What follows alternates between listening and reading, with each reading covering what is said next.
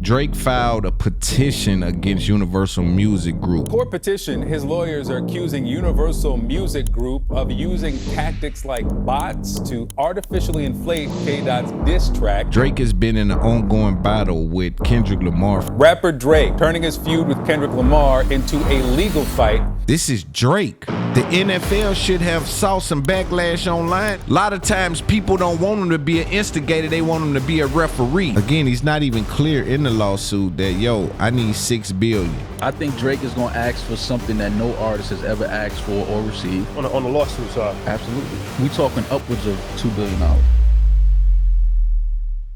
You chasing the invisible horse, my nigga. Labels utilize these artists as bargaining tools.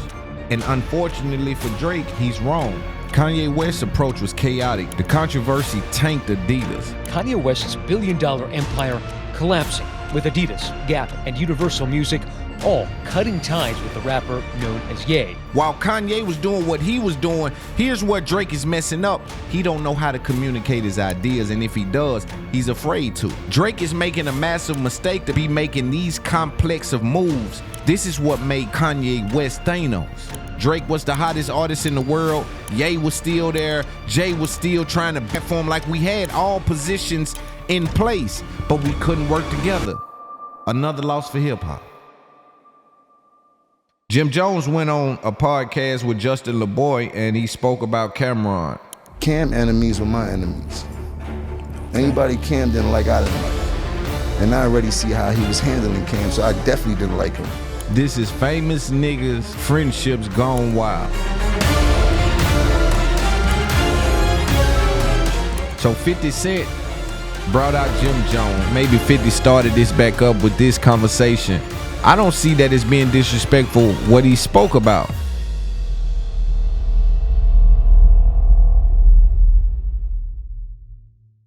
Let me give a little context before we get into the Drake lawsuit for people who've been living under a rock or do not listen to music in a way where they tapped into the backdrop, which would be the content creation and all of the narratives and rumors and gossip that surround some of these artists.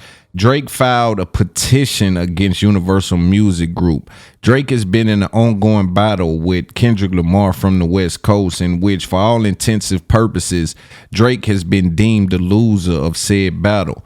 With that loss comes damages, if you ask Drake. Now, I'm having some arrested development in understanding why Drake would take this pathway, i.e. citing lyrics in this lawsuit, right? Now, when he first took off and said, yo, I'm suing them, the reason I'm suing them is not necessarily because I lost the battle, but they're doing something with the numbers back there that's unfair. And not only did they do it to me on this round, they do it to every artist every single time someone drops music. So what he's speaking about is Drake is alleging inflation caused by Universal with bots, as well as utilizing whatever deals they have in place with all of these streaming services, Apple, Spotify, YouTube, wherever, and leveraging the price tag on it. When he first came out and said that, I said, well, hold up, y'all. Let's not be so critical about it, because we could look at him and say, yo, what we're doing right now is looking at a man that's turning around and say, yo, I helped y'all build this. Why are y'all doing that to me? I try to give him the benefit of the doubt. I try to give him some leeway. I try to give him a little bit more respect as it pertains to that.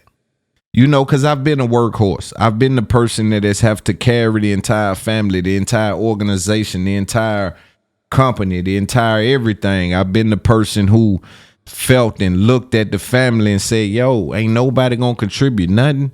I'm gonna buy the groceries, cook the meal, clean the kitchen, serve everybody, then get up and go to work again tomorrow, and everybody just gonna eat the food and nobody gonna contribute anything, right? I've been in that position, so I try to hold space for people who whistleblow in that way, right? And say, yo, man, I've been the workhorse and I ain't got my fair due. I ain't got my fair share. I don't want people who are not familiar with these legal terms and the legal jargon to think that the petition was a lawsuit What it was is he was looking for evidence for them to show him things that would either confirm or deny some of the allegations he had in the lawsuit about them inflating the numbers and it being a fake hit, and and UMG utilizing all of their resources to amplify the record. I think the general public has already noted that Drake has been one of the ones that has benefited from the same infrastructure being in place, and so a lot of people have an adverse reaction to him now complaining about it being used against him. My argument at first has always been, if I help build it, I can benefit from it. You ever pulled up to a house you pay the bills at and they tell you can't come in? You got to be a different kind of sucker to be paying all these bills and it's cold outside and you got to stand in the cold paying car notes and ain't got a ride. You got to be a different kind of sucker to build something and hold something up and you don't get the benefit from it. I guess that's how y'all play. That ain't how Big Dog play. So I couldn't understand that language. So when he say, my nigga, I'm supposed to benefit off what I built, it's a period after that. I don't think no conversation come from a boss. It's the workers that's screaming and hollering and jumping up and down. But the boss could understand that. But when he withdraws that, he now comes with this brand new lawsuit. So for the people unaware, which I don't think you're unaware, but for just for future discovery of the video, Drake has now officially filed a lawsuit against UMG for defamation. Pay attention to this clip. Now we turn to rapper Drake, suing his own music label, Universal Music, over the label's promotion of a Kendrick Lamar track, which he says includes false, defamatory, and dangerous accusations. Dan Abrams is standing by for us, but first, Morgan Orwood is here with more on this story. Good morning, Morgan. Hey, good morning to you, Michael. Kendrick Lamar and Drake's rap beef ruled summer 2024, right? But now it's more than just fiery diss tracks. It's a full-on federal lawsuit. Drake dropped his petition against Spotify, but now he's suing his own label over Kendrick's Grammy-nominated diss track, Not Like Us. And with Kendrick hitting the Super Bowl halftime stage in just weeks, fans are now wondering, will he drop the mic or the bars that started it all? They not like us. They not like us. It's the scathing diss track turned Grammy-nominated hit. Here's all eyes on me and I'ma send it up the pot. Just weeks before he takes the main stage at the Super Bowl, Kendrick Lamar's 2024 summer anthem, Not Like Us, is the focus of a defamation lawsuit from the rapper on the receiving end of his lyrical jabs, fellow music superstar Drake. I hold back sometimes I won't. I feel good sometimes I don't. Hey. Drake now suing Universal Music Group, where Kendrick is also his label mate, over Lamar's #1 song. In the lawsuit, Drake alleging that UMG knowingly approved, published, and launched a campaign to create a viral hit out of a rap track, which was intended to convey the specific, unmistakable, and false factual allegation that Drake is a criminal pedophile. The lawsuit citing provocative bars of Not Like Us, like this. Hey Drake, I hate you like I'm young. You better not ever go to sell black one.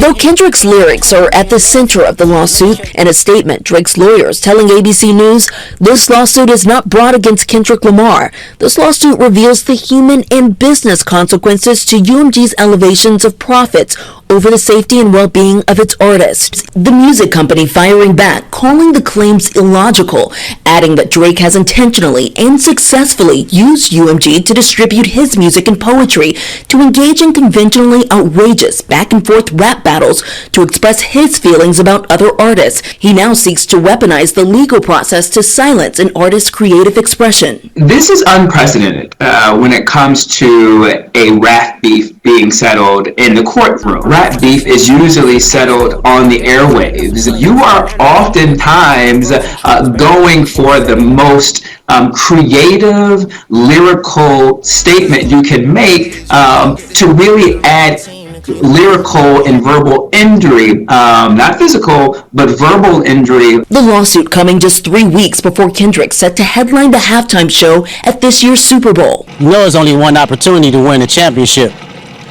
No round twos. Let's get it. Sit down. Sit down. The Los Angeles-based artist has 5 #1 hits. Remember when you tried to write me off? Let me be clear before we move on. I want to second the opinion, which if you're on Patreon or you listen to the live streams, you know the first day that this dropped, I say, yo, I think this is him trying to stop them from performing this at the Super Bowl, because when you get up to a certain level of business and you're dealing with these sophisticated companies, they only respond to legal action and paperwork. All that chitter chatter do not matter. You hear me? All that online stuff don't matter until it's against them. But if it's against you, they don't care nothing about that. They didn't see no real backlash from online community, from the quote unquote Drake fans, from the quote unquote Drake hive, from the quote unquote Drake community. And so this is where I have to question Drake's community. And I appreciate they just shared me through their community, so I just went viral. But you have to ask yourself a real question. If this is y'all favorite artist and y'all are supposed to be strong as Beyonce, Beehive, the Swifties, this is Drake. The NFL should have saw some backlash online and made them question or be critical of their song being played. They have not felt anything. And they have Jay-Z running alongside Kendrick saying everything's okay with what he's doing. It's part of the culture. Now you have to have a hard question with yourself and say, by filing this lawsuit against UMG at this time, this very opportune time right before NFL playoffs, it almost feels like Drake is trying to reach above the Jay-Z cosign, because I can guarantee you there's been a conversation about this Not Like Us record inside of this NFL partnership with this music Super Bowl thing that Rock Nation and Jay-Z has going on. But what has been explained to NFL corporations, if you're asking me, and of course all of this is alleged, is, hey, this is just culture. And so if you got Jay-Z telling them, yo, y'all getting this wrong. Look, this ain't that. This is just rap. This is just, people know this is just rap. Both dudes know it's just rap. They both are saying crazy stuff. I guarantee you the NFL has had a conversation with, if not Jay-Z, somebody in that corporation that represents his interests about that record being played, and they've explained to the NFL that it's just culture. Well, what Drake is doing when he files this lawsuit is signaling to the NFL that, hey, this is not just culture. Nah, that ain't culture. I believe it's unfair because Drake has said a lot of things in records. Alongside, hip-hop has been very, very descriptive, as well as far-fetched, for lack of a better term, in a lot of these records and a lot of these accusations that you've heard on, in particular, diss songs. I think it's unfortunate for Drake to lean in to everything that they have said about him, because the theme they have on him is he's not like us, he's not one of us, he doesn't understand. And so when they wrap you in that and then you go file a lawsuit, I see how people can say, oh no, that ain't how we getting down, Playboy. That ain't even how we'll get down about no diss records. You heard what Nas said about Jay. You heard what Jay said about Nas. You heard what 50 said about Ja.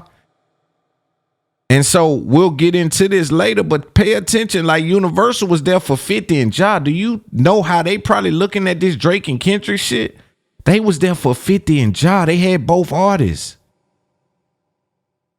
There's no way you're going to tell me that Universal is in any way, shape, or form looks at Kendrick Lamar and Drake more dangerous than 50 Cent and Ja Rule. They've been through this before. They profited before off beef. Now, we will get into, should a record label or should anybody in the business be a referee or instigator? This is going to be important later in this conversation, because a lot of times people don't want them to be an instigator. They want them to be a referee. My conversation is, you can't be neither. You can't instigate it or you can't stop it. You just got to hope it don't happen and try to speak to it. But far as getting involved, I think you got to stay out if you are the head of the business. If you are Interscope, if you are Universal, you don't get involved either way. We also are going to speak to later on about the viral campaign, the whitelisting. Man, there's so much to get into about this. Like, y'all just stay tuned. Let's look at a little more of this. Well, Drake has topped the charts 13 times.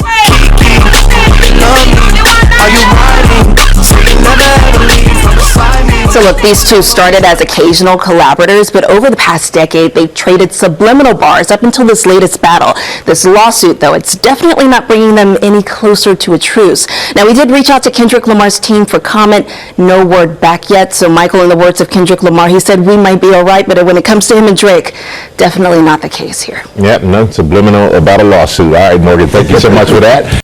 Before we get into what Breakfast Club is speaking about, I kind of want to build on something that I heard a couple of other content creators, some of my peers speak to, which is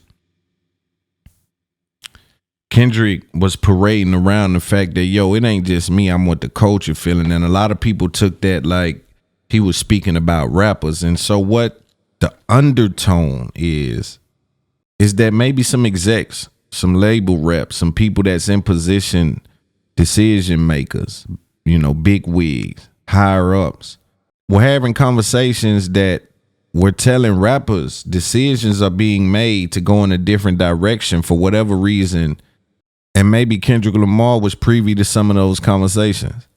And so when Kendrick Lamar has been so discerning and crucial of Drake and his positioning with the label, for him to be covert working for the label would be something that I don't think he would sign up to do.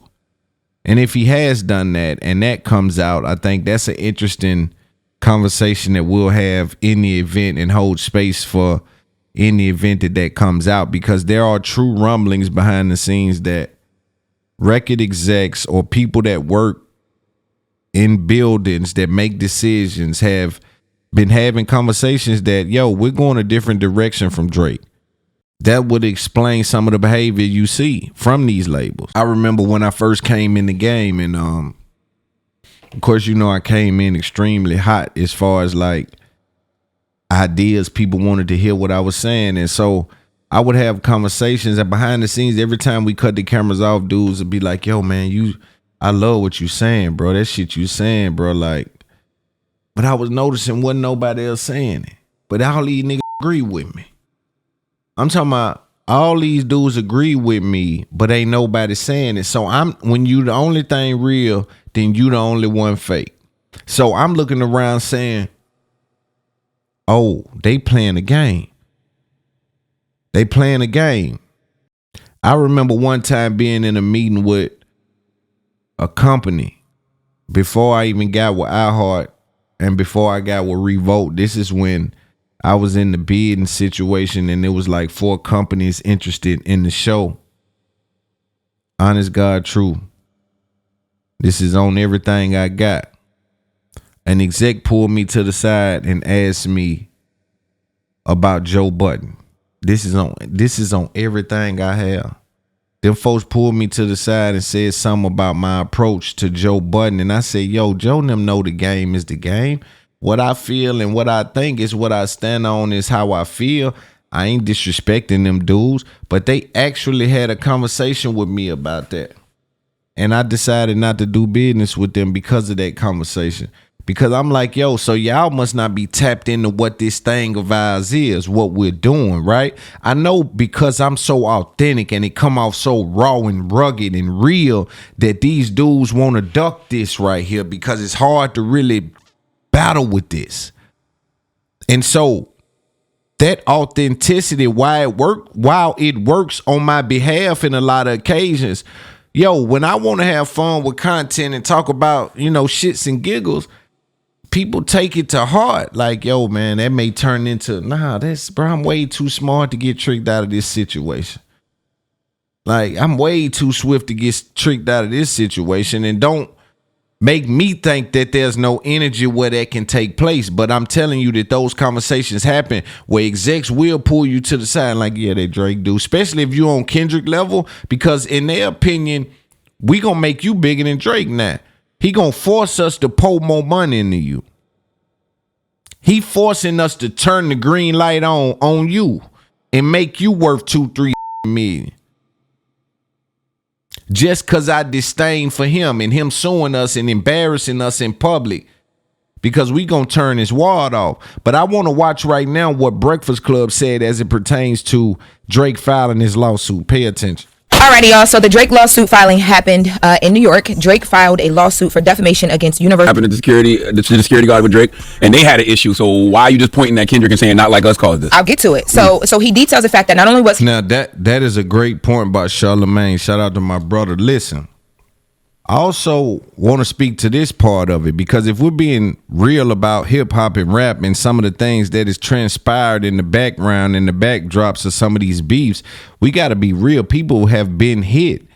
I remember guys going up to radio stations in New York just trying to do their job, just up there trying to do interviews, but talking that spicy rap hip hop bullshit, and dudes pull up. Hey, tell dude and them I'm outside, and it's like that out here. So when they come out, let's do that.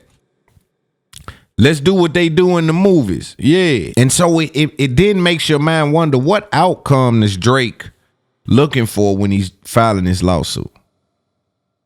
Do you want some money? Again, he's not even clear in the lawsuit that, yo, I need $6 billion. The damages that I've incurred and experienced has been in the bill. He ain't even speaking to the number side of it. He just filing a lawsuit. That's what makes me think that this is a paper trail for the NFL saying don't get involved in this. This ain't culture like Jay-Z telling y'all.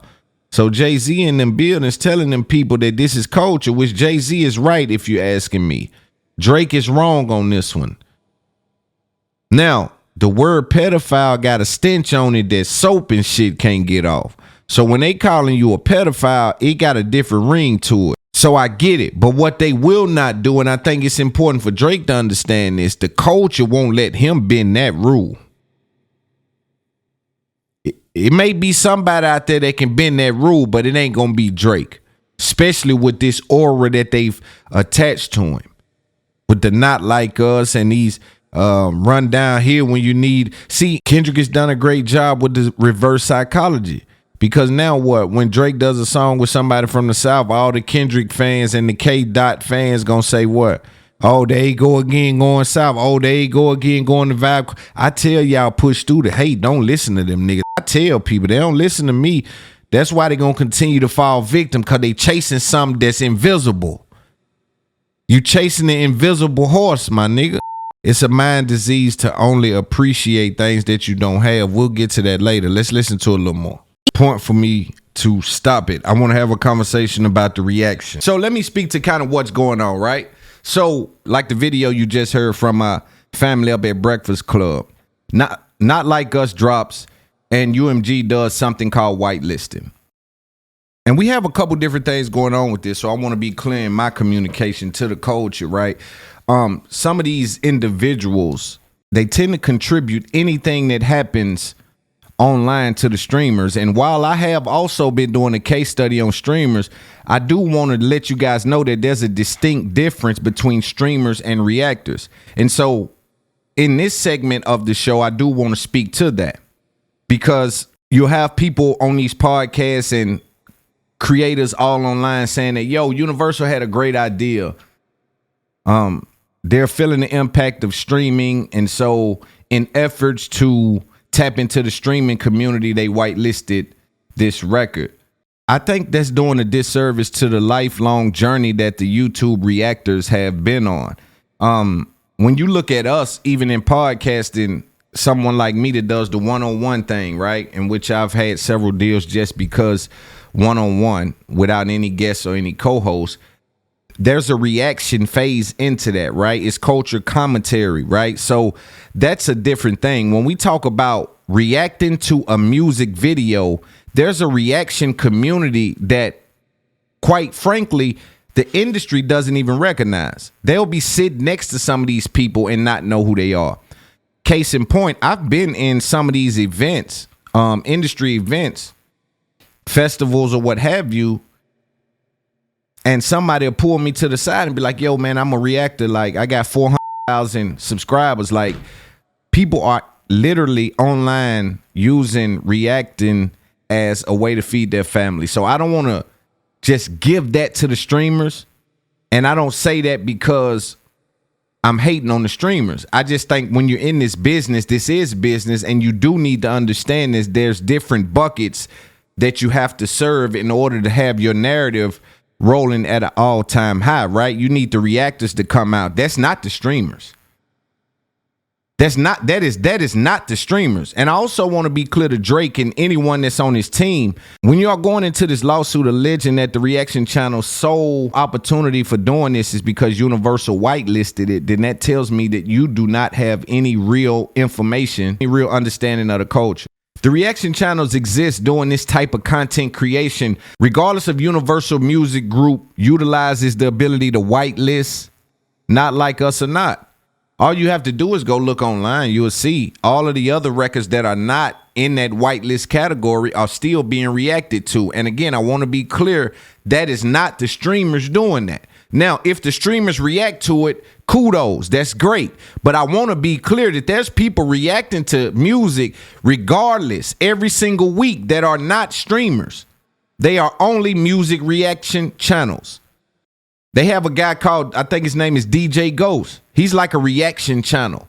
He not only reacts to music, he reacts to other things. But I don't want anyone to get lost in thinking that, you know, because UMG whitelisted this record, that it some kind of way created this infrastructure. No, reaction channels have always been there. This wasn't some bright idea that they came up with. I think that the whitelisting did incentivize it, but I am a top tier creator in the culture, and I'm here to tell you, I never was whitelisted for Not Like Us. The very second I reacted to Not Like Us, Universal claimed that.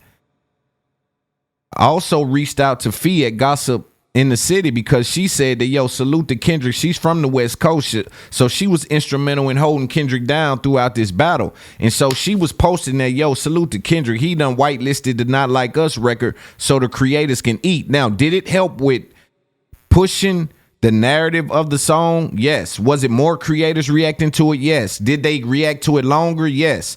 Did they do multiple reactions? Maybe.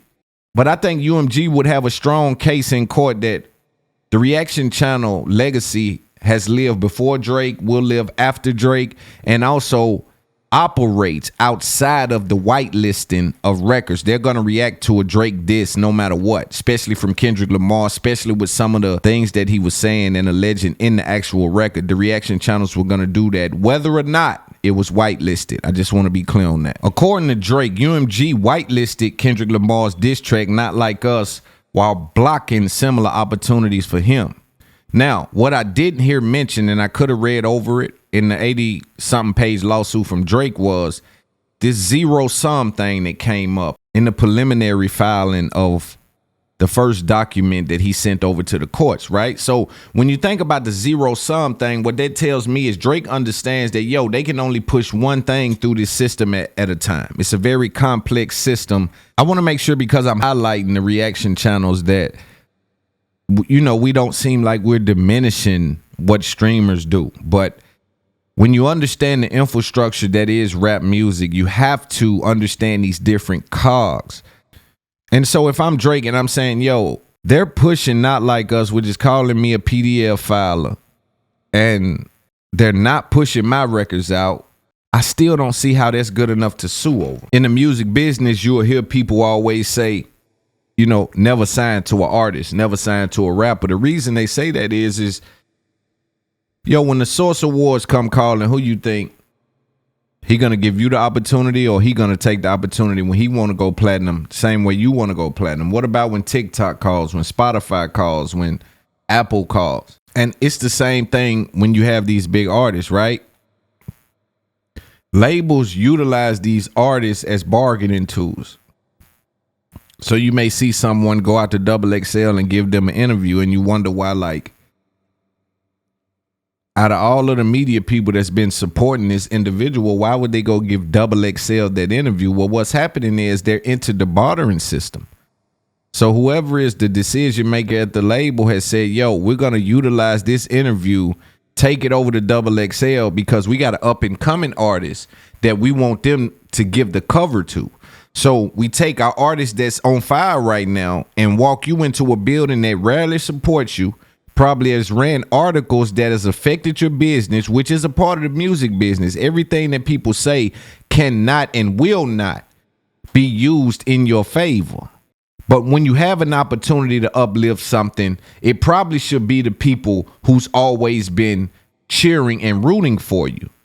And while they may not be someone you can barter with in that same way, but you can depend on Old Faithful. And so what Drake is saying is, when Spotify needs one song, when the NBA needs that one song, when the NFL needs that one song, and they could choose Not Like Us or they can choose Family Matters, they continue to go with Not Like Us. But again, if Not Like Us is the record that is moving, I don't understand the gripe.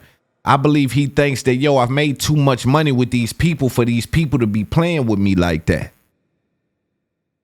And unfortunately for Drake, he's wrong. Because this music business does not operate on any kind of moral standards. As a matter of fact, this business tends to ignore the things that uplift them and cater to the things that tear them down. I always say the humans have a disease. The disease that human beings operate with is we can only consider and appreciate things that we don't have. And that's not limited to our relationships in our life. That's literally in this business. And so when we look at what's going on in media, you'll see someone celebrate an NBA player. He never reach out to them. They celebrate him every time they go on ESPN. They argue with Stephen A. Smith about him.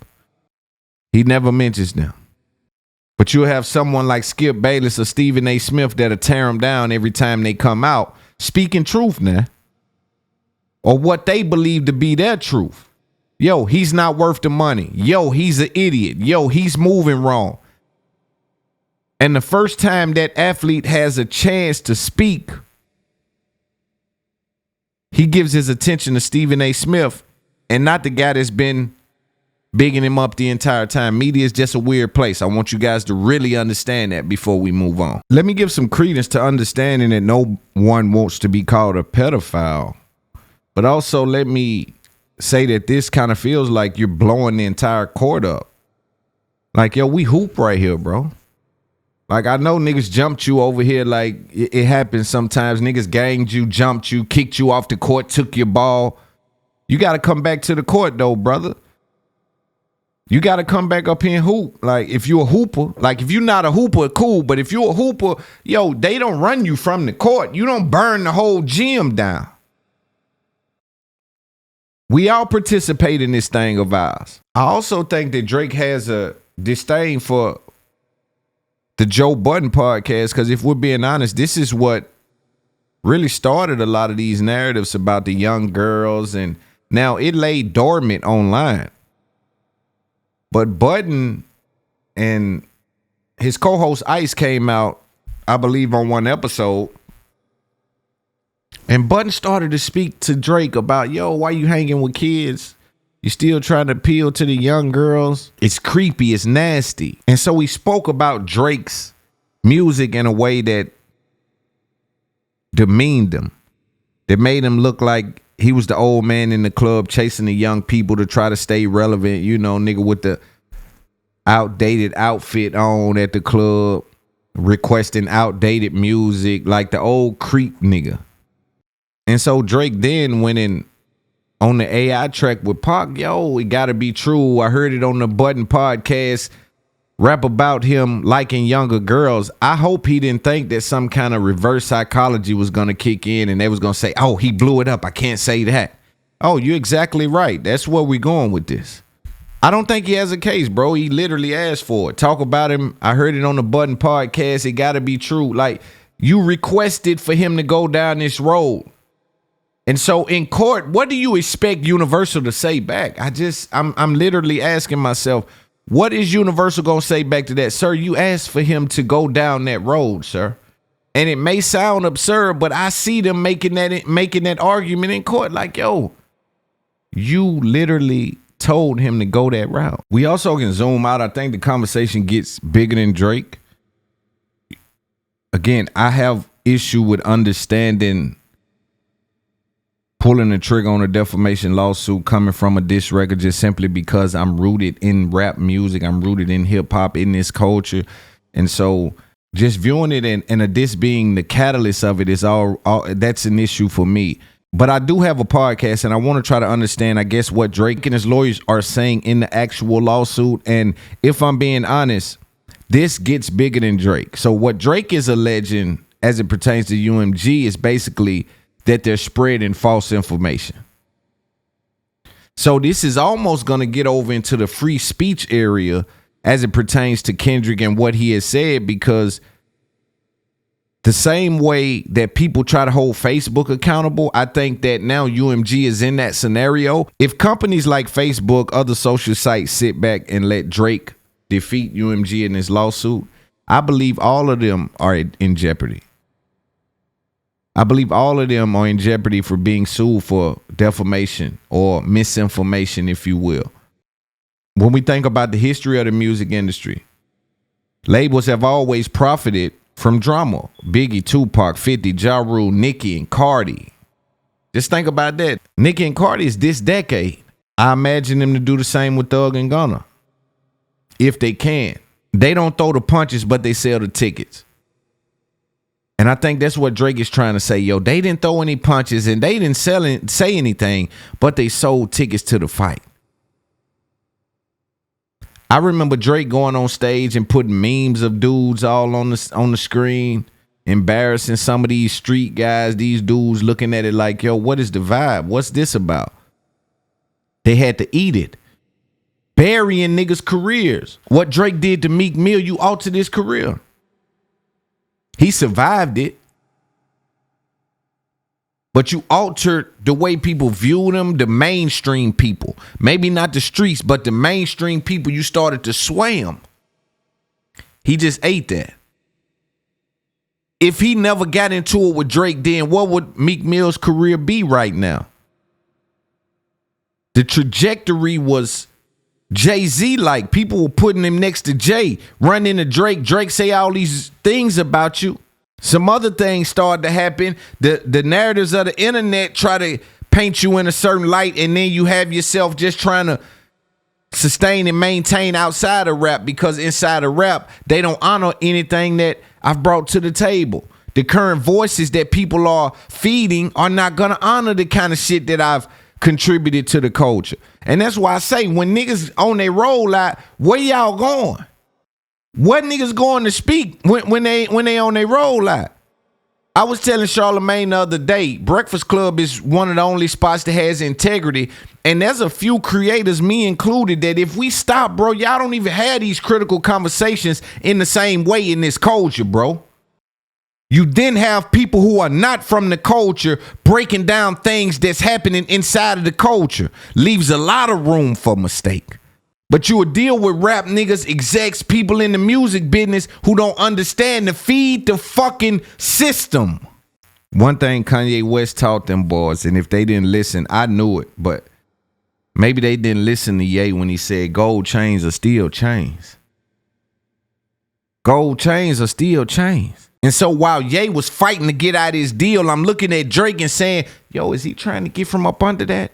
It's bad timing. But I remember Ye standing on the top of the mountain while he tearing down $8 billion worth of infrastructure saying, Drake, let's go.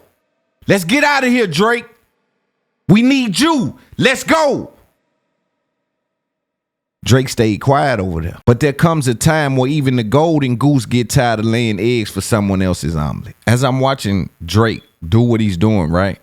And I'm hearing everybody compare it to Kanye. And I do my analysis on it and I try to drill it down and see if there's any parallels as it pertains to what Kanye done and what Drake done. And for me, it just feels like that one of the people wanted to burn the house down and one just wants the keys to the front door. Up until this point, if you're asking me, and of course we have a podcast, we're dealing with business and information. I haven't seen any business decisions that tells me Drake wants out of the infrastructure. I think he wants to be the top dog that he's always been.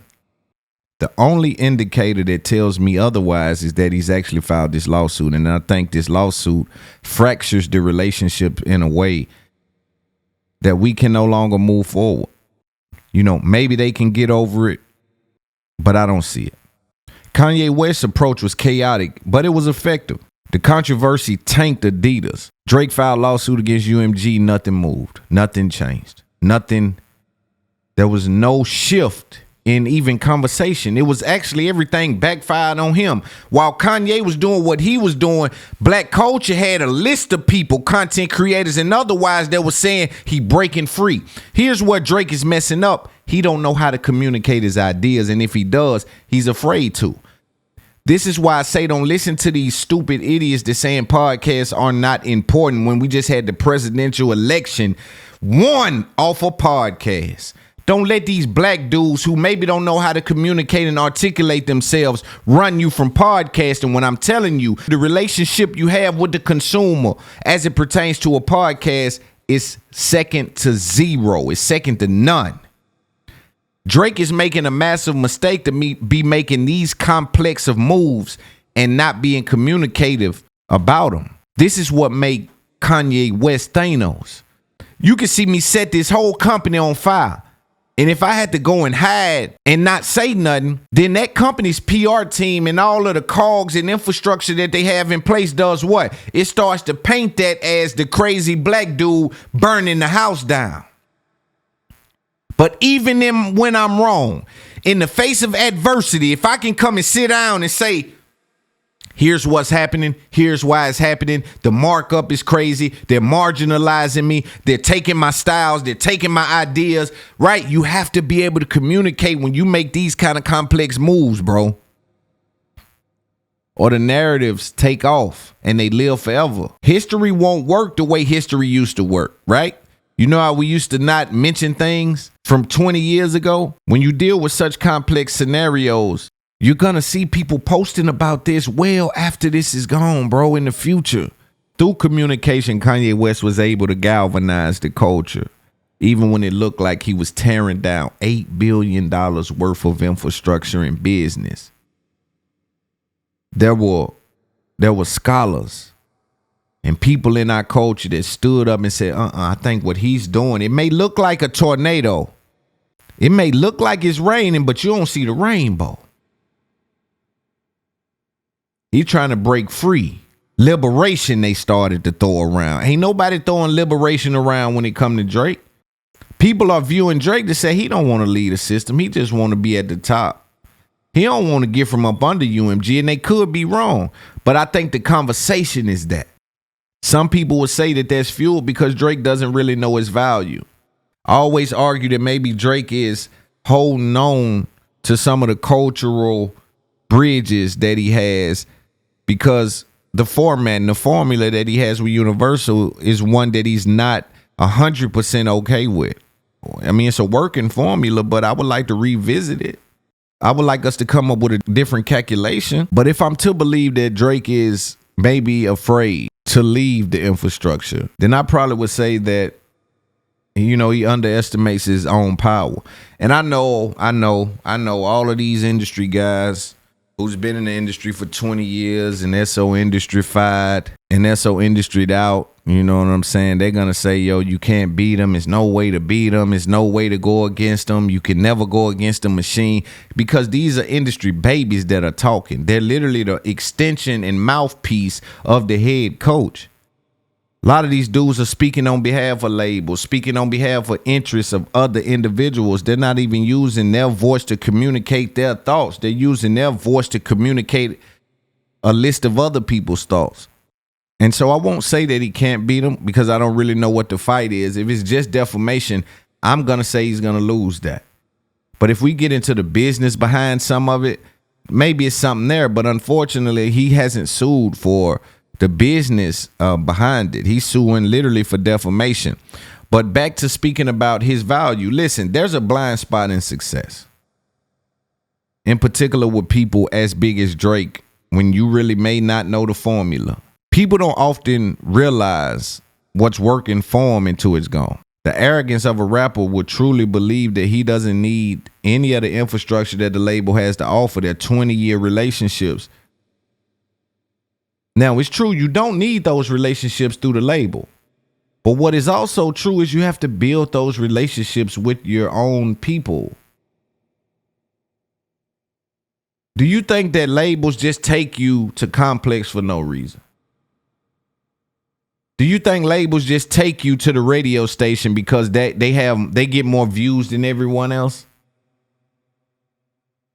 Like, you got to wake up. You're being utilized in these systems. But there's a comfort, trust, and consistency that comes along with a partnership that can become invisible when you're focused on what's missing. So when you're someone like Drake and you're filing a lawsuit and you're thinking, y'all propping him up, man. All y'all do is prop him up. You ain't even thinking about, man, I done made $1 billion with y'all folk. The boy beat me in a battle. I done made $1 billion with y'all people. The human brain has a disease. We can only appreciate, recognize, and show effort for things that we do not have. The car that you have now was the car of your dreams before you got it. Now you want another car because this is no longer the car of your dreams after you got it. That's just how dreams work. That's the disease of the human mind. No matter how powerful something is, once we obtain it, utilize it, we move on from it. So you have to ask yourself, what if Drake, Kanye, Jay, and our representatives from the South, our big dogs from the South, really were on the same page and in cahoots? What could have happened? Again, I remember Ye hollering for Drake, even the Mr. Beef. And this the thing, right? I would hope some of you guys' IQ is high enough to understand that, yo, whatever our issue is, nigga, that I be saying that you a sucker for some of that shit you talk about, and I don't like the way your hair sit, and I don't like your voice. That's cool. People still like you. You still have a big platform. We got work to do. So sometimes you might hear me and the homie holler, yo, hey, both of y'all, come on, let's go. Because it's for the greater good of the whole scenario. I saw Kanye West for years holler, Drake, come on. The labels need Drake. There were people screaming it to him the entire time. Yo, Drake, they need you, bro. Let's go. Let's change something. Ye falls out with Jay. Drake falls out with Ye. Ye falls out with Jay. Drake falls out with Jay. Who's to say we ever get this powerful again as rap artists? Like, seriously, it's time for us to start having a true conversation. Who looks in the future and says at some point we are this powerful again with technology on our side? This was just the perfect time. It was the golden age. It was the perfect time. Streaming was here. Drake was the hottest artist in the world. Ye was still there. Jay was still trying to build a platform. Like, we had all positions in place, but we couldn't work together. Another loss for hip hop. I'm telling y'all, we don't work together, bro. And it's unfortunate.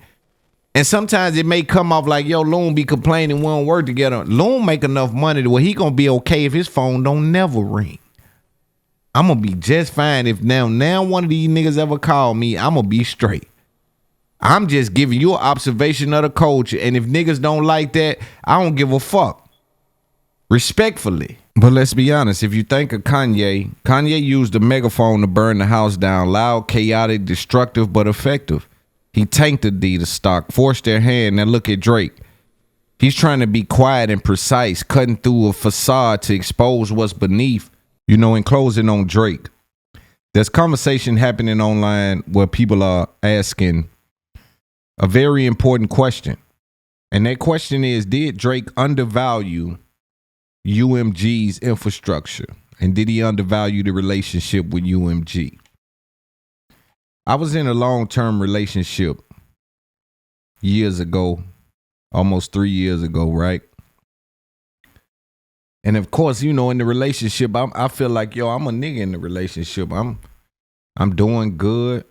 I got several women that are on standby. I got a lot of different women that are interested in being next to me, right? And so there was a point in the relationship where I would operate with a certain confidence that, yo, man, whenever this ends, you know, this shit here, man, I can do this 1,000,000 times. Right? I don't really view you like you view this thing, right? You know, everybody got a mouth and a pussy, baby girl. You overvaluing that shit you got going on. And so when that relationship was finally over, I noticed that, oh shit, it ain't as easy as I thought moving around this industry, moving around this game, moving around life. I'm in a position where I don't lend trust out as easy as I did prior to my relationship with that individual. So I'm kind of in a dark place. Like, there's a lot of interest, but is there a lot of candidates? You got to know there's a difference between people that want the job and people that's qualified for the job. So again, my question was, who's qualified to be next to this shit? And when I asked myself who's qualified to be next to me, I got to consider more than just what they look like. I got to consider what they stand for, what they come from, where they headed. Do they got goals, plans, aspirations? Do the indicators lead me to believe that this person is compatible with an individual that's chasing a goal that may not lend them as much time as they usually had to be conservative and stay at home and do this and do that? Maybe I got to go, baby. I got to chase it. I'm on a mission. And so it changes. I know everybody got some good pussy, but who can handle a man on a mission? Who can fuck with a nigga that got goals? Who can wake up next to a man that's fighting against the industry, the infrastructure? It's deeper than just who can lay me down at night and have me hollering, ooh, ah. You dig what I'm saying? And so when I look at Drake and I see what's going on with UMG, and it feels like he's walking away from a campfire. He's walking away from a campsite.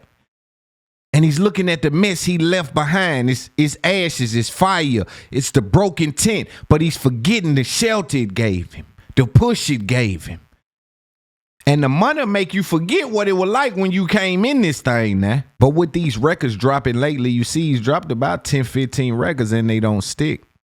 Shortly after the relationship, the long-term relationship that I was in which I undervalued the bond, I imagine Drake to be sitting somewhere at his house thinking like, why are these records not sticking? And at some point, he's going to value the small things. The little moves they made to make sure things were in position. Those are the things he's going to have to outsource. So you can do a lot of things in these games, but not building a team cannot be one of them. The unfortunate reality is when you're in a meaningful partnership or a meaningful relationship, oftentimes those individuals make things easier without you even noticing it. I remember my mother saying, you don't miss your water until your well run dry.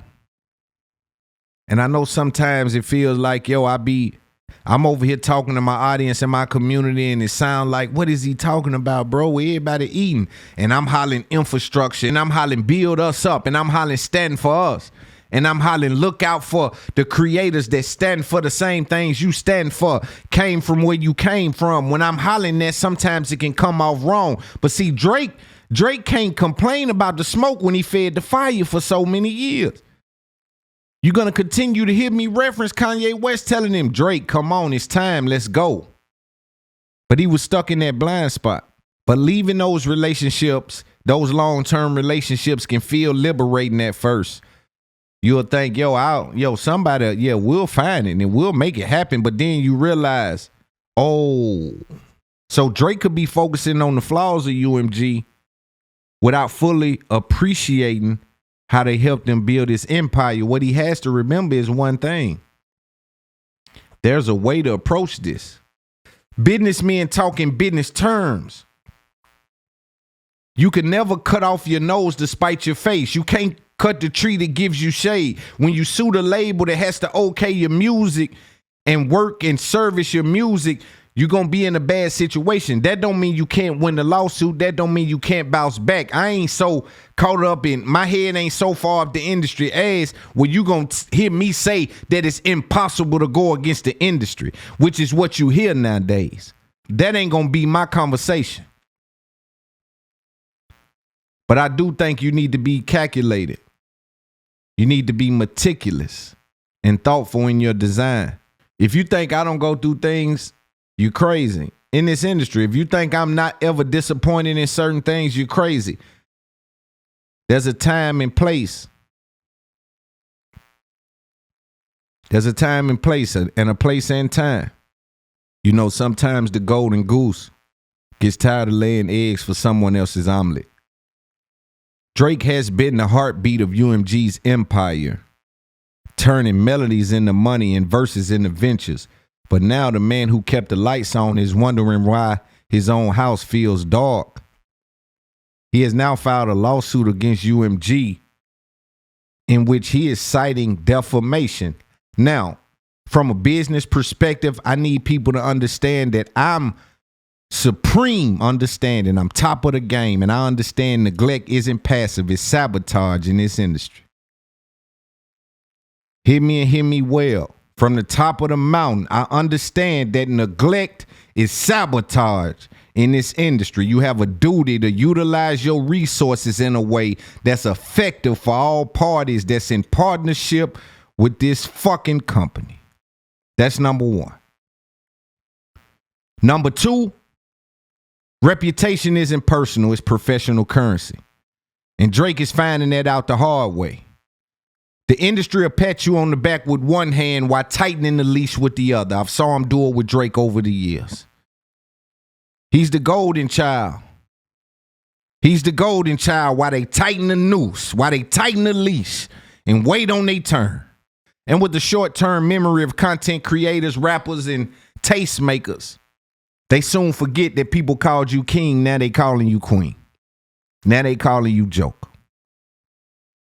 I heard Kanye West call for Drake long ago, and I knew then, I say, Drake don't understand that the chains are gold, but boy, they still chains. And even when the collar is custom, it's still a collar. See that? They put a gold collar on that one, but it's still a collar. See, Drake might feel like the crown on his head is really just a noose in disguise, and he's just now finding that out. But there's no camaraderie in our culture. His constituents have separated themselves from being his allies. Some of it was his arrogance, and some of it is our ego. But we cannot work together for whatever reason. It's important for creators out there to remember the infrastructure, the system, the pieces that you see move, the people you see get interviews, the platforms you see being reposted isn't by chance. This system is not neutral. The music industry is a chessboard. The pieces do not move by themselves. There's a certain thing is organic reach, but there's a certain thing is industry reach. These are two different things. And if you don't really understand the difference, you don't know how to quantify your organic reach against their industry reach. They'll be able to talk to you in a way where you think, well, since my shit didn't do 50 million, I don't have the impact they have. No. I know the difference, and I know the system isn't neutral. Let me explain something to you. In the Kendrick Lamar and Drake situation, Drake is alleging that UMG are the puppet masters. They're pulling the strings. Over here at It's Up There podcast, I say that record labels, tastemakers, and everyone in the culture should not be an instigator or a referee of a beef. Drake is alleging that UMG has been pulling the strings as a puppet master. I would like for Drake and our culture to step back for a minute, and I want you to take a look at UMG and all of the subsidiary companies that fall under that, and I want you to know that they're familiar with beef. They've been able to find a way to eat off of beef for a very long time. We can even point to Nicki and Cardi. We can talk about Pac and Big. They've saw people die at the hands of the environment that the music created.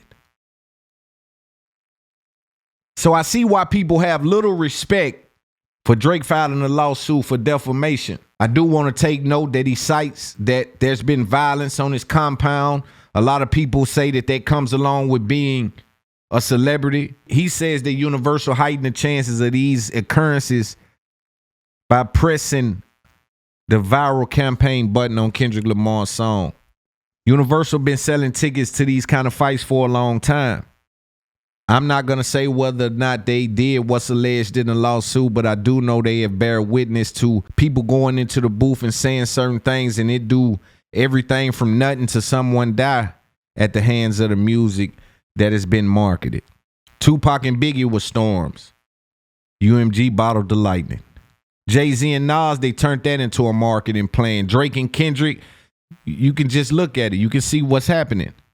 Oftentimes I talk about Drake and I say, man, I just wish him, Kanye, Jay, all of these guys could have worked together, even some of our counterparts in the South, some of the heavy hitters in the South, the movers and shakers, in which we could have pivoted this game in a real way and helped artists all across the board. I remember Kanye West calling for Drake, and it just sticks out like a sore thumb. Knowing that Kanye is a hurricane, he's loud, destructive. He's damn near impossible to ignore. He burned the houses down and made sure everybody smelled the smoke. And although Drake is burning bridges, some kind of way he's doing it, and he's trying to be a surgeon with it. It's interesting to me because if Drake thinks he's going to reclaim power by suing UMG, they're not going to let him set that precedent. I even see a world where social media sites have to play a role, because this is going to fall under the free speech category and pushing misinformation. Like, this fight is going to be much bigger than what you see. And I'm not sure Drake is ready for all of the different ways that they're going to try to defend this claim. You know, sometimes I talk about the blind spots in success, why, you know, humans tend to have a mind disease to only value things we do not have. I explain to people the real danger lies in we don't often value the sun until it sets. It's interesting because money has a way of blinding us to the quiet forces that sustain us. And I think Drake may have been too focused on the cracks in UMG with them trying to profit off Kendrick. If he was going to make a move, I think it needed to be a little bit more meticulous. And he may have to work this out a little bit different. I also want to talk about the reaction side of it. You know, if we talk about power, they tend to give everything to the streamers. I give credence to the reaction channels as well as the streamers, but there's a reaction community, the YouTubers, the TikTokers, the fans dissecting every lyric in real time. It's like the new press. Kendrick, Not Like Us, was a wildfire waiting to happen.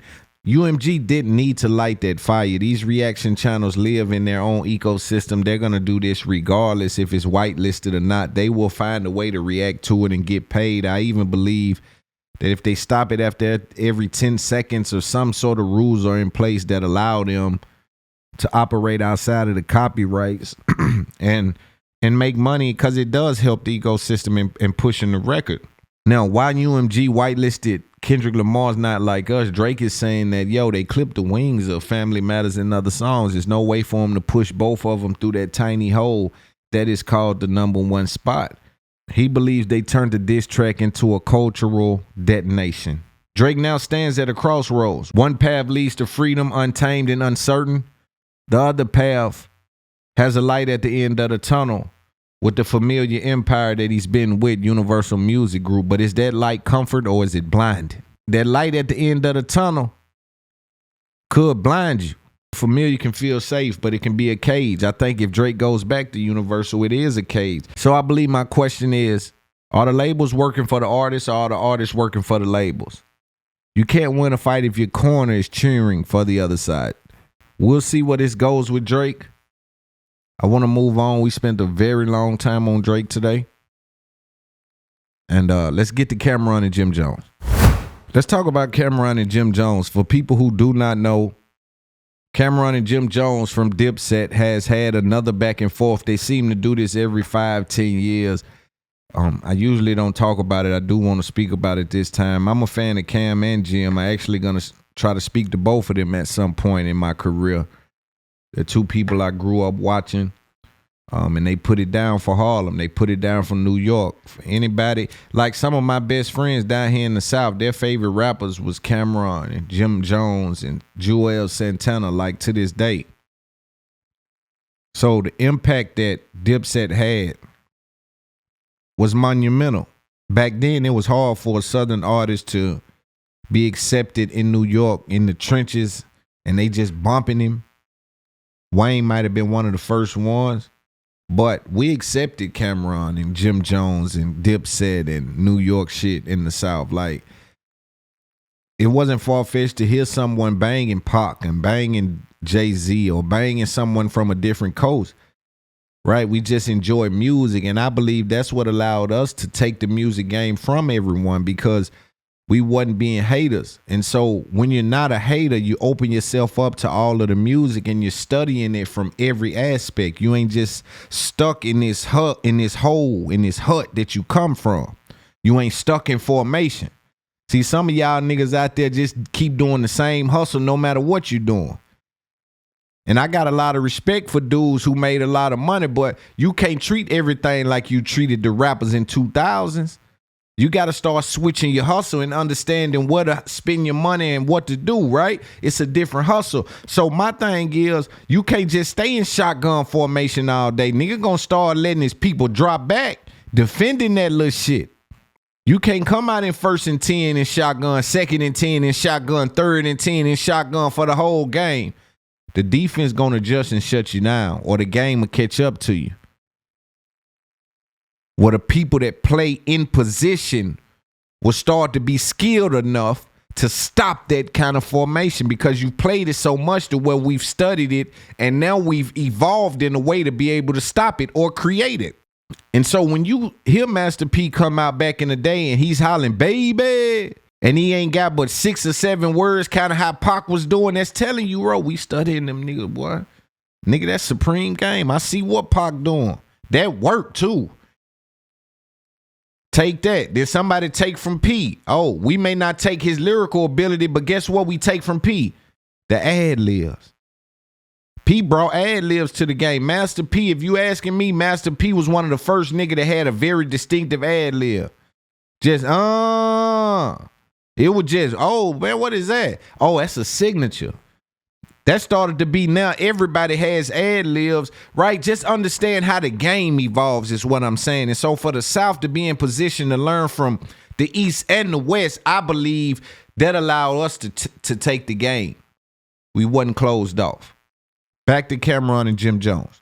Jim Jones went on a podcast with Justin LeBoy and he spoke about Cameron.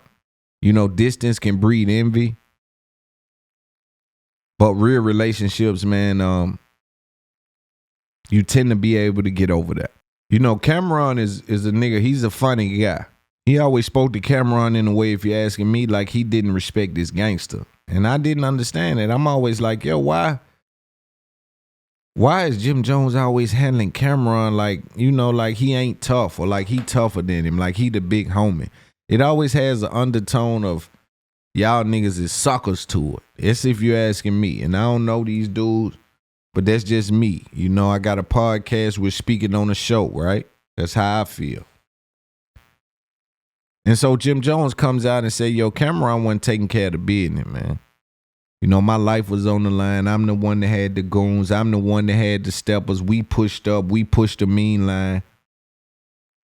We the one that put that Dipset shit on our back and put it on the map. Without us, they ain't had that kind of muscle. That's what he's saying. Now insert 50 Cent. Back in the day, Dipset and 50 Cent G-Unit had a scenario where they was into it with each other. 50 Cent being a cancer, shout out to the cancers. You know I'm one of them too. We thinkers. Shout out to the thinkers.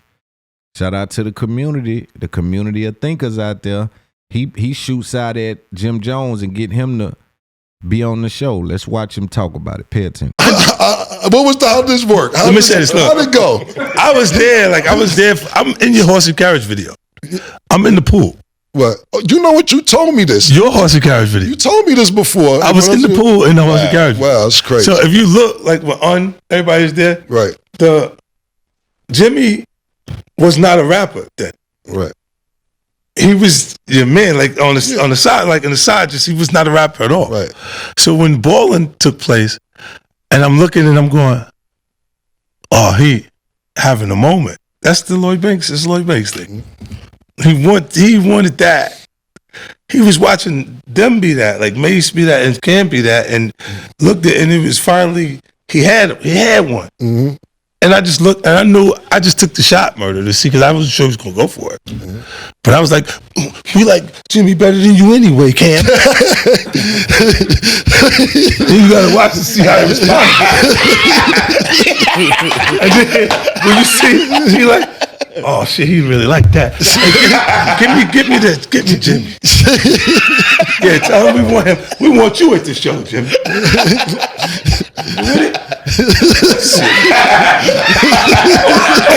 Yeah, but that was one of those things I just threw it out and see what. And then when he bit to it, because it was like he was having a moment that not sure that was going to ever happen again at that point. And then he's going, for them, they had records that where, look, I always say this to certain artists, I go, damn, when is he going to have his moment? Like, let me give some understanding about what I think I see in that moment. It feels like 50 is playing on that old understanding that you may have heard Dame Dash reference on the Breakfast Club. Everybody wants to be the boss. Everybody want to be the boss. I always tell the rap niggas that, like, them niggas around you, man, like, if you got a solid crew around you of niggas who know you the boss and they ain't really tripping, man, keep them niggas, make sure they good, feed them boys, because they bosses in their own right. But some people want your position. It'll be people in your crew that now I want to shine like he's shining. No, I know I'm shining, but I want to shine like home shining, though. He's shining. I'm doing my thing, but I want to shine and light up like him. When people see him, they light up, they talk to him, they want to be next to him, they invite him everywhere. I want to shine like that. And it'll be their own friend.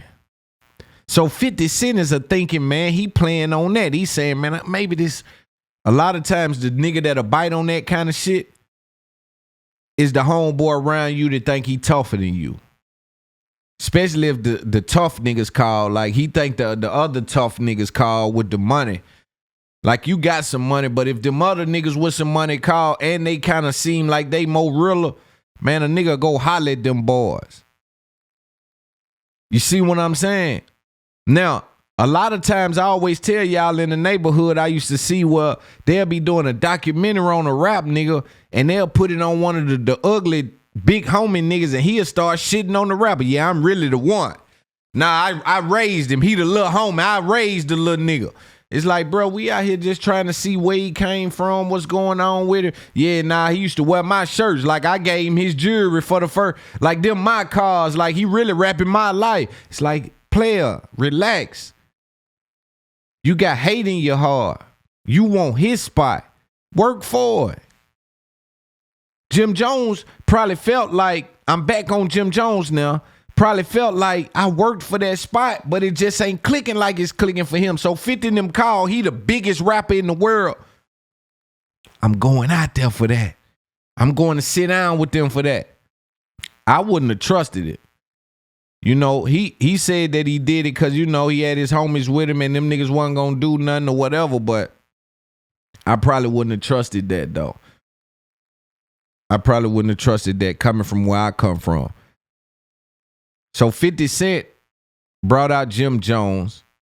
A lot of people are saying that maybe 50 started this back up with this conversation. I don't see that as being disrespectful what he spoke about.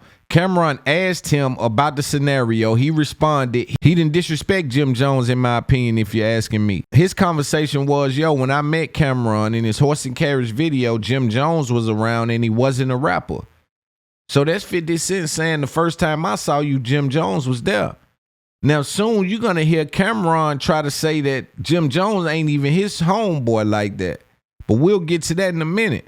I now want you to hear Jim Jones speak about Cameron and what he said. And again, I'm telling you individuals, we want to look at friendship gone bad. We want to look at people in your crew that may have aspirations to come from up under you because you have a ceiling on them. There's several conversations to be had on this. Pay attention. I watched Mace shit on Cam and everybody around him. Wow. A bitch like all the time. You heard? Like I was there the whole time, but Shit I was him. Cam's man. You heard? Cam and Mace were so-called best friends, grew up together, and R.I.P. Huddy. Like I was there for everything. That's one thing that people can't never say is that I wasn't there for every single thing. What was your problem with Mace? Like, how did that all happen? Because that was Cam, man, like you said. Cam enemies were my enemies. Okay. Anybody Cam didn't like, I didn't like. And I already see how he was handling Cam, so I definitely didn't like him.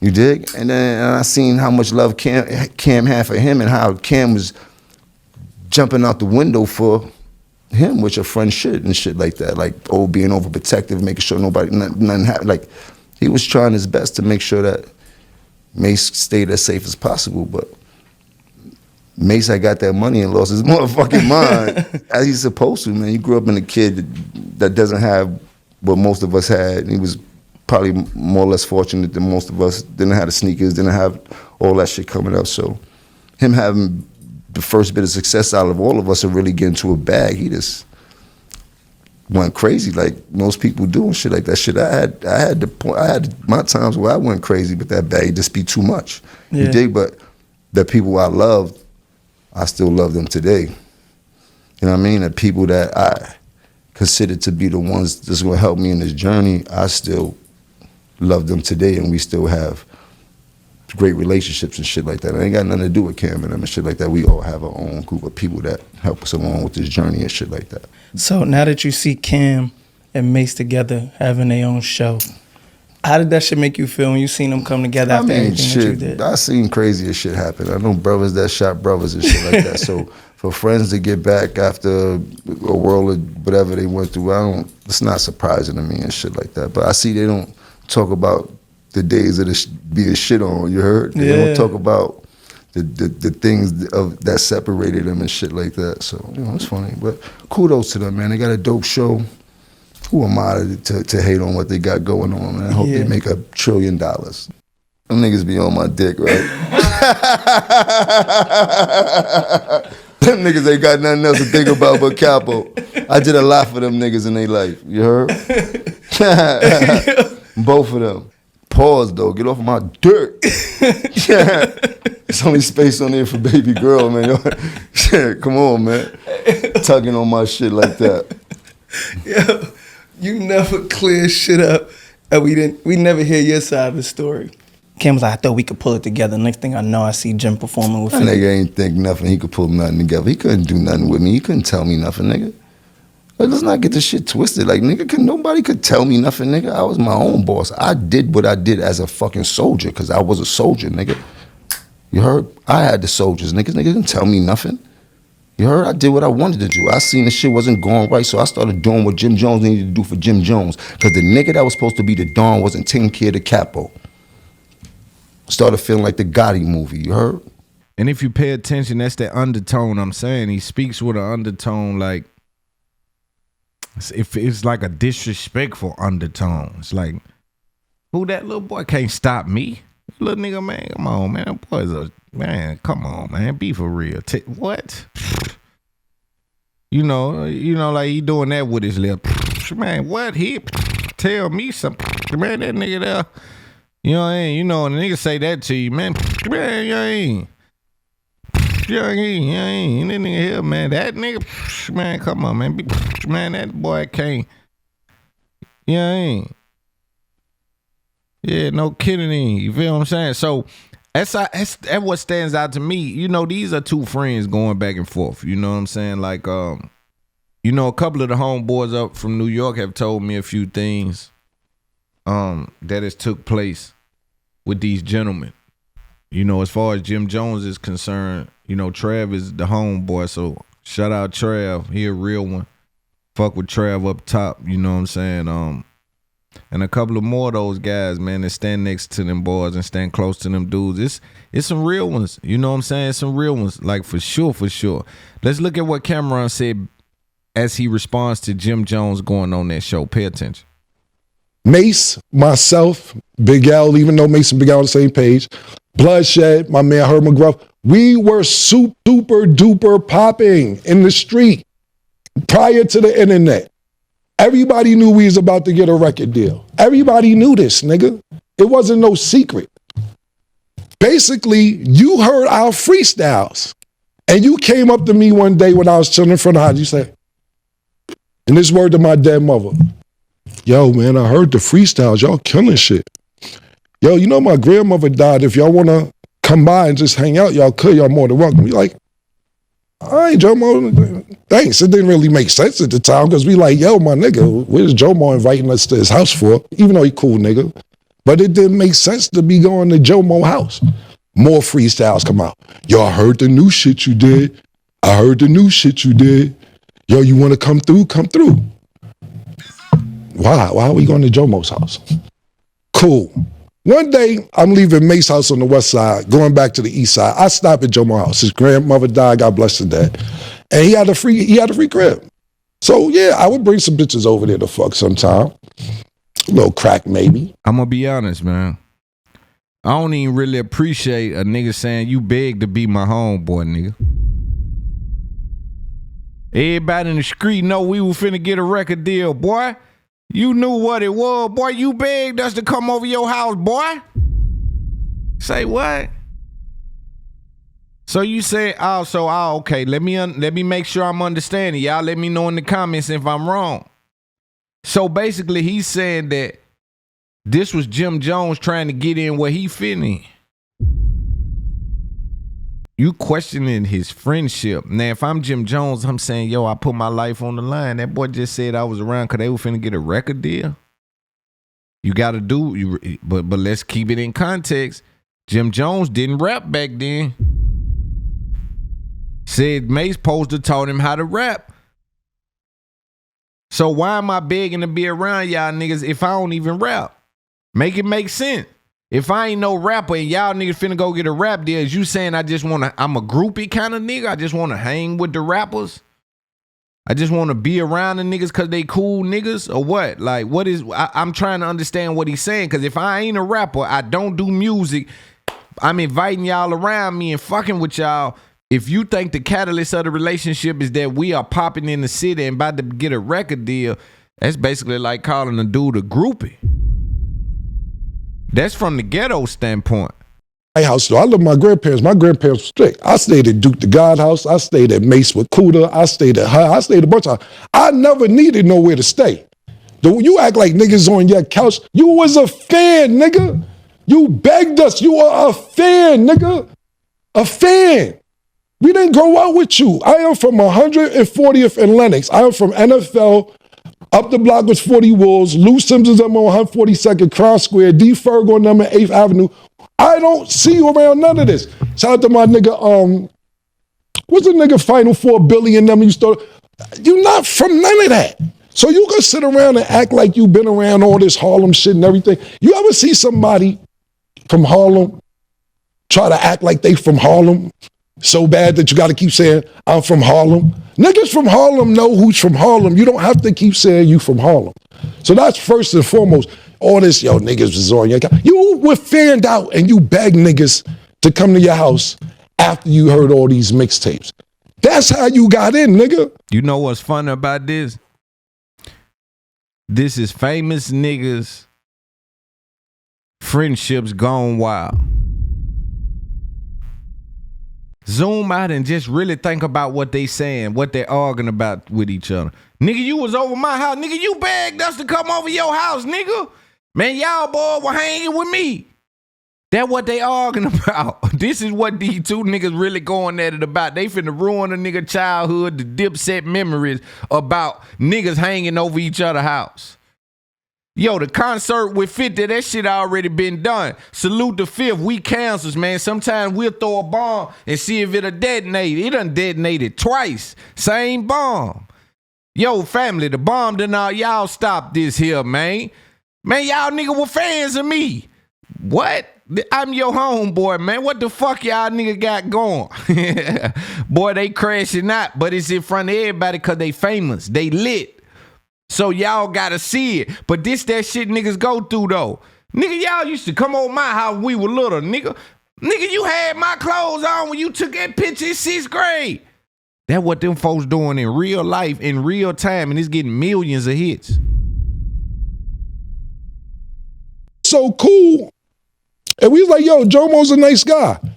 Mace like, yo, I think I'll teach him how to rap. Mace actually taught you how to rap. Literally. He taught you how to rap. You say it. Matter of fact, bring up the clip. And Mace helped me learn how to rap. Mace taught me how to rap. Mace actually showed me, he was the first person to show me how to rap. Mace actually sat me down and showed me the magic to rap. We taught you how to rap, nigga. How you ran the whole organization. How you made Diplomat. Nigga, you ain't make none of this stuff. You was a fan. I put you down because you had a free crib and you was a nice guy. That's how you got down originally. Period. Now, to the next point. You had a free crib and you was a nice guy. It's crazy. And even though Cameron is responding, it don't feel like disrespectful. That boy Jim Jones should be feeling a little like he feel played, like he feeling a little disrespected. Cameron shit is just like on some player shit, you know what I mean? He clowning him, but it ain't really disrespectful. He's a nice guy. He got a free crib. I guess you is calling a nigga a groupie, you know what I'm saying? You is saying that the man is like a groupie because he wanted to be around y'all because y'all finna get a record deal. That's a low blow, but he ain't giving it disrespectful. It ain't giving disrespectful fucking with Cameron. But boy, when he say you a fan and you was a nice guy. That's some West Side folks that get right up on him. Boom, bam on the dead homies. I'll whoop him, knock him out naked, dead homies, off the back. It don't matter where you at in that. Ask 50 Cent a question. Cool.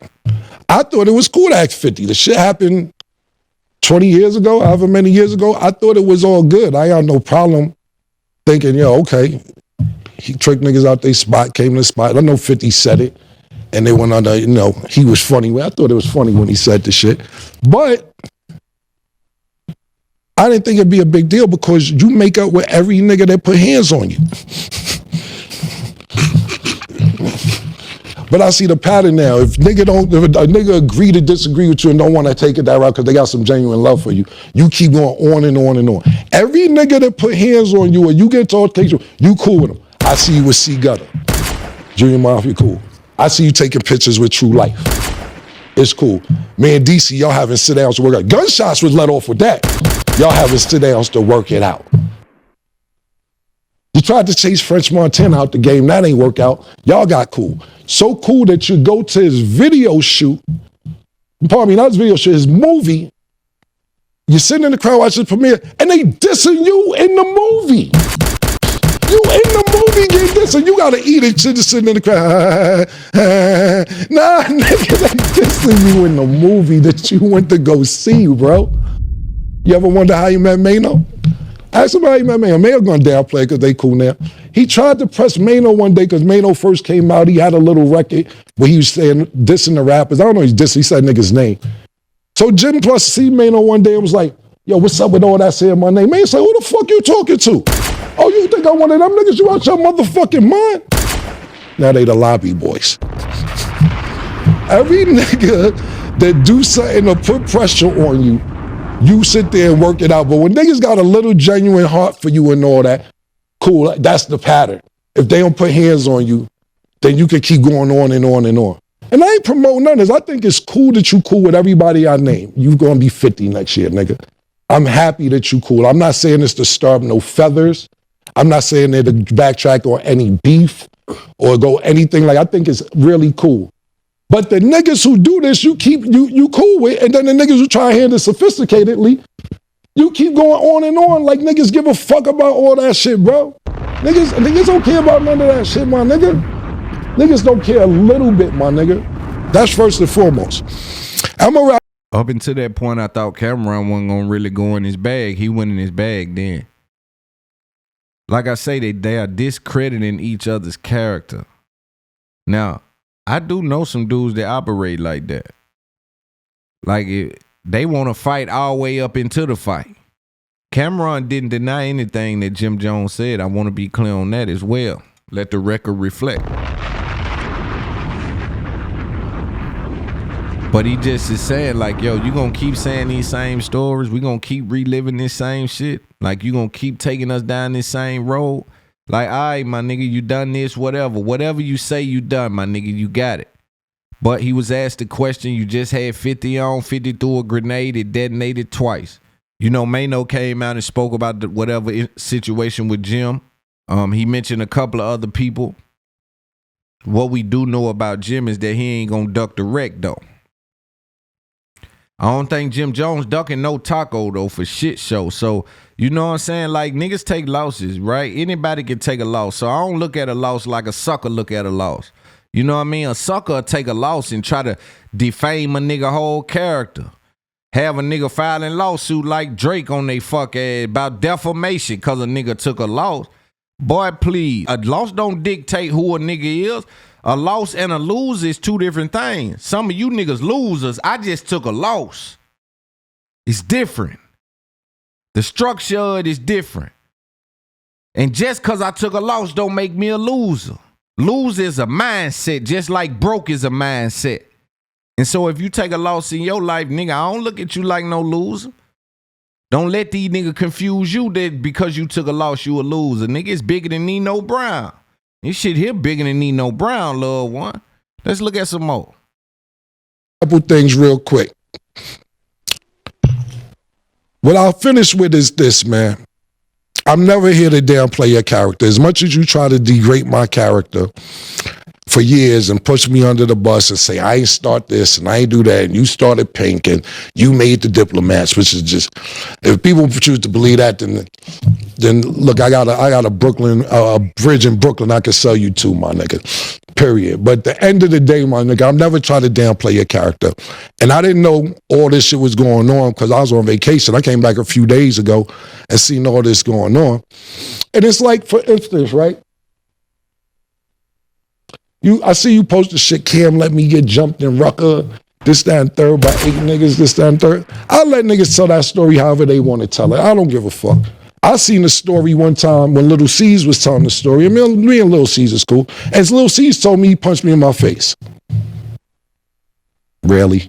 And me and C, I see C's, really? No, I'm not dissing C's, but no. Little C's never punched me. But if you go to his end in that story, that's what he said he did. And like I said, I ain't got no problem. I seen C's, we good. But you keep running around with these 25-year-old stories. Do you ever hear me talk about when you ran on me when BMF pulled up? When you ran in the hotel, they chased you to the beach. All them niggas, and lucky, I had my shit on me and my man JoJo, I ain't gonna say his name, Spanish nigga, you know him.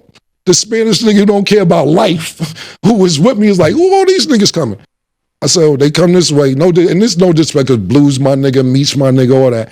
And Blue Da Vinci just told this story on his platform or whatever platform recently. He got it 89% right. It's a little off, Blue. I'll tell it on Talk with Fleet, my perspective of what happened. But at the end of the day, I don't be out there pumping. They chased you to the beach, nigga. You was in the sand. You was getting wet from the water, from the ocean. I don't pump that. Took your rags off. Me and JoJo was laughing about that 3 months, some cool shit. Cool. I don't pump all that shit, nigga, because I ain't trying to make the great your carry. You know why? Because the revolution was televised, nigga. That's why I'm here, nigga. That's why God work like that. That's why me and Murder is here, nigga. The revolution was televised, nigga. Fuck is you talking about? And I'll wrap it up real quick with this, nigga, because I'll be here for an hour. We got other shit to do. Stop tricking niggas out their freedom, bro. Because niggas get around you to put themselves in better situations, bro. Not to be in worse situations than they was before they met you. You get? Do you understand that? I don't know if you understand that. That's why niggas come around, but then you send them on dummy missions and trick them out their freedom. Max is doing 75. I know you don't give a fuck. Jaja just wanted to be a rapper. Jaja had 10 years, my nigga. We don't know where Jeter at. Stro is just missing. I don't know what the fuck happened to Stro. Slicey, 12 years.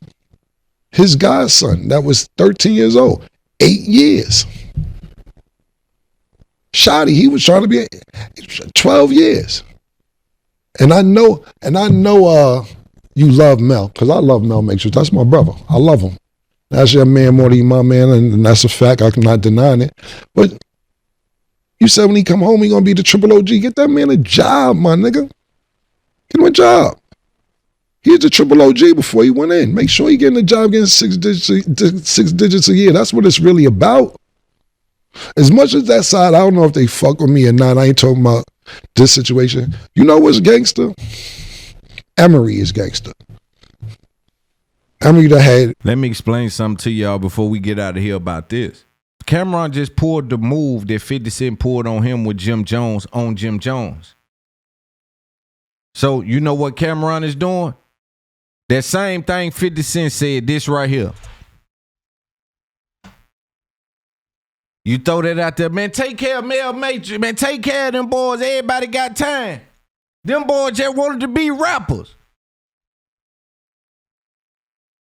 Man, them folks, man, get them folks 6 figures a year. And you just hope one of them niggas pop up. Yeah, Cam. Yeah, that nigga ain't gave me nothing, Cam. That what you dig? So then what I'm telling you about game being applied in real time and is being picked up and utilized and executed. I told y'all nigga knowledge without execution don't mean nothing. Cameron is executing the same game 50 Cent ran on him on Jim Jones.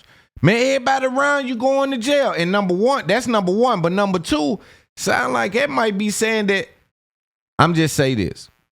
It's not a good sign for everybody around you to go to jail because that tends to mean something from the world in which we come from. And I'll leave that unsaid for those who do not know. But yeah, he threw that out there, man. Take care of them boys, man. He was triple OG, man. Them folks, man, what about this person? He gone, they lost, they ain't got nothing. They gone, they disappeared. He locked up, they locked up. Man, golly, take care of people, man. What's going on? Boss, man.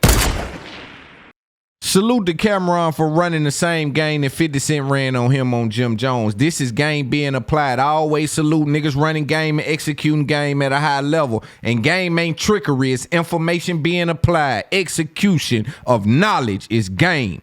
Handle your business, nigga. Let's look at some more.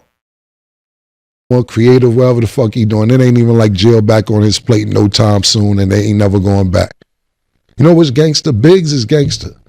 Biggs come home for jail, still got a stake in Rockefeller, whatever him and Jay-Z worked out, that's cool. Or whatever, he got St. John as artist, he working with Drink Champs. That's gangster. Not throwing niggas back in the pot that eventually do something that could get them back in the same situation. And I'm not saying, man, if you got something lined up for Matrix, I'm shut the fuck up. My bad, I apologize, but I don't want that for Melly because I give a fuck about Melly. Whether he care about me like he used to or not, I still my nigga. I got love for Melly. So hopefully that'll go right. But this is going to be the last time I address this.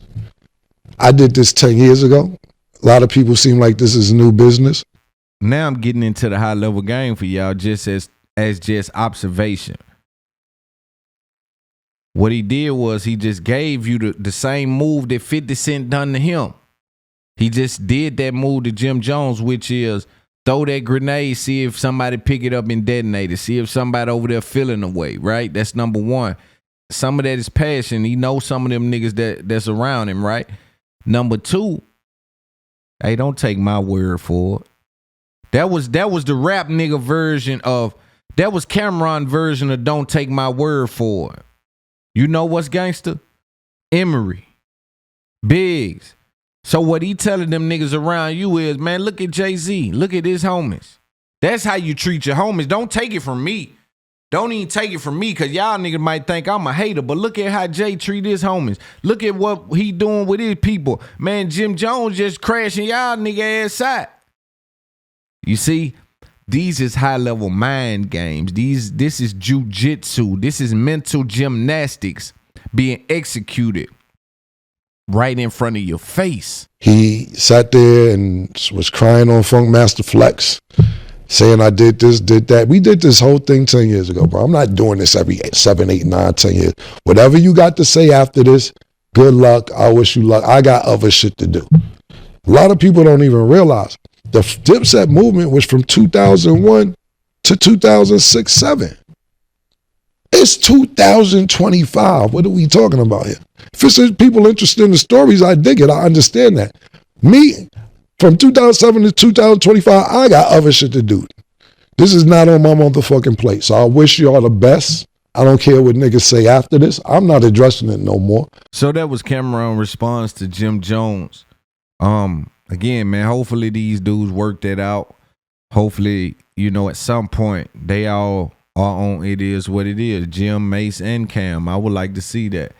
I don't think it's too far gone. I just think these are homeboys that are in their feelings. But your ego can get in the way, like, cause any one of my homeboys go left, they got to stay there. I stamped that.